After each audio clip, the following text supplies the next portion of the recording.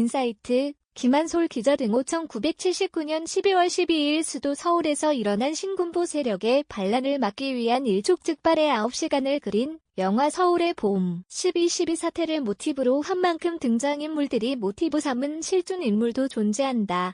반란을 주도한 전두환과 노태우, 그리고 군 사조직 하나회 일당은 이후부를 누리며 승승장구한 것으로 알려져 있다. 그러나 이들을 진압하려 했던 사람들과 관련된 이들이 의문사를 당하는 등 안타까운 결말을 맞았다고 한다. 1. 장태환 소장. 영화 서울의 봄에서 배우 정우성이 연기한 이태신은 각종 출신의 수도경비 사령관이었던 장태환 소장을 모티브로 했다. 영화에서 그는 반란을 일으킨 전두관과 끝까지 맞서 싸웠다. 실제로도 장태환 소장은 불같은 성격으로 군사반란에 끝까지 저항했다고 한다. 12.12 사태 이후 그는 모진 조사를 받았고 이 모습을 지켜보던 장태환 소장의 아버지는 충격에 매일 막걸리를 마시다 1980년 4월 세상을 떠났다. 그의 아들에게도 비극이 찾아왔다. 서울대 자연대에 수석 입학할 정도로 수재였던 아들은 1982년 실종됐다. 이후 경북 칠곡군 낙동강변에서 주검으로 발견됐다. 하지만 장태환 사령관은 끝까지 군사반란의 부당함을 알렸다. 1993년에는 전두환 등을 반란, 내란 등의 혐의로 고소하기도 했다. 그러던 중 2007년 남투병을 하다 2010년 사망, 아내마저 극단적 선택으로 생을 마감해 안타까움을 안긴다. 2. 김호랑 중령. 영화 서울의 봄에서 배우 정혜인이 연기한 오진호는 정병주 특전사령관 비서실에서 근무하던 김호랑 중령을 모티브로 했다.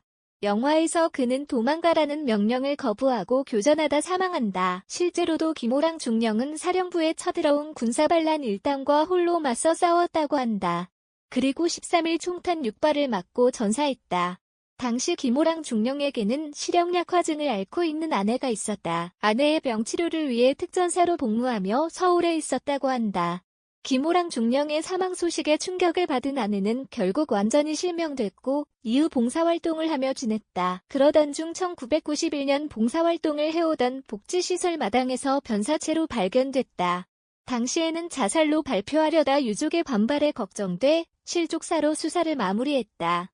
그러나 떨어진 난간의 높이가 사람의 허리 정도였다는 점 등 풀리지 않은 의혹이 있다. 3. 정병주 특전사령관. 영화 서울의 봄에서 배우 정만식이 연기한 공수역은 정병주 특전사령관을 모티브로 했다. 영화에서 그는 이태신과 함께 반란군들을 진압하는 데 적극적으로 움직였다. 특히 이공수여단을 회유에 돌려보내는 데 큰 역할을 했다. 마지막에는 사령부에 쳐들어온 반란군에게 총을 맞고 잡혀가고 만다. 실제로도 정병주 사령관은 회유를 거부했고 체포 명령에도 끝까지 저항하다 체포돼 강제 예편당했다. 강제 예편 후에도 그는 군사반란에 대한 비판을 계속했다. 그러던 중 1988년 행방불명됐다. 결국 실종 139일 만인 이듬해 3월 4일에 송추 인근 야산에서 발견됐다. 당시 스스로 목숨을 끊은 것으로 사건을 종결했으나 의문이 여전히 남아있다.